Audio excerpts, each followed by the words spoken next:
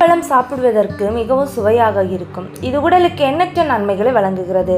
பலாப்பழத்தில் புரதம், கார்போஹைட்ரேட், நார்ச்சத்து, calcium, sodium, vitamin A மற்றும் விட்டமின் சி போன்ற பல வகையான ஊட்டச்சத்துக்கள் பலாப்பழத்தில் காணப்படுகின்றன. இது செரிமான மண்டலத்தை வலுப்படுத்துவது மட்டுமல்லாமல் பருவகால நோய்களிலிருந்து நமது உடலை பாதுகாக்கிறது. முதலாவது, எடை குறைக்க உதவும்.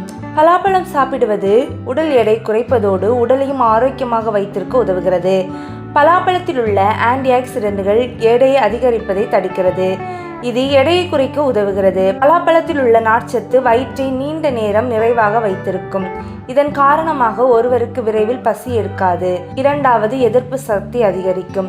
பலாப்பழத்தை உட்கொள்வதால் நோய் எதிர்ப்பு சக்தி வலுவடைவதோடு பருவகால நோய்களிலிருந்து பாதுகாக்கிறது. பலாப்பழத்தில் விட்டமின் சி அதிகமாக உள்ளது. இது நோய் எதிர்ப்பு சக்தியை பலப்படுத்துகிறது. இதில் உள்ள ஆன்டி ஆக்சிடென்ட்கள் மற்றும் லாக்டிக் அமிலம் நோய் எதிர்ப்பு சக்தியை வலுப்படுத்த உதவுகிறது. மூன்றாவது, செரிமானத்தை மேம்படுத்தும். பலாப்பழம் சாப்பிடுவதால் செரிமான மண்டலம் ஆரோக்கியமாக இருக்கும். இதிலுள்ள நார்ச்சத்து மலச்சிக்கல் பிரச்சனையை போக்குகிறது மற்றும் மலத்தை மென்மையாக்குகிறது. இது வயிற்றை சுத்தம் செய்ய உதவுகிறது. பலாப்பழத்தை உட்கொள்வதால் உடலில் உள்ள நச்சுத்தன்மை நீங்குவது மட்டுமின்றி குடல்களும் சுத்தமாகும்.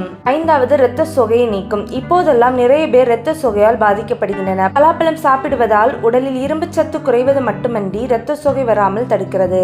ஆறாவது, எலும்புகள் வலுவாக்கும். பலாப்பழம் உட்கொள்வதன் மூலம் எலும்புகள் வலுவடையும். மேலும் தசைகளில் ஏற்படும் வலியும் எளிதில் போய்விடும். பலாப்பழத்தில் கால்சியம் ஏராளமாக உள்ளது. இது எலும்புகளை பலப்படுத்துகிறது மற்றும் எலும்பு நோய்களை எளிதில் குணப்படுத்துகிறது. பலாப்பழம் உடலுக்கு மிகவும் நன்மை பயக்கும். இருப்பினும் உங்களுக்கு ஏதேனும் நோய் அல்லது ஒவ்வாமை பிரச்சனைகள் இருந்தால் மருத்துவரிடம் கேட்ட பின்னரே அதை உட்கொள்ள வேண்டும். Thank you friends. இந்த வீடியோ உங்களுக்கு யூஸ்ஃபுல்லாக இருக்கும் நம்புறேன்.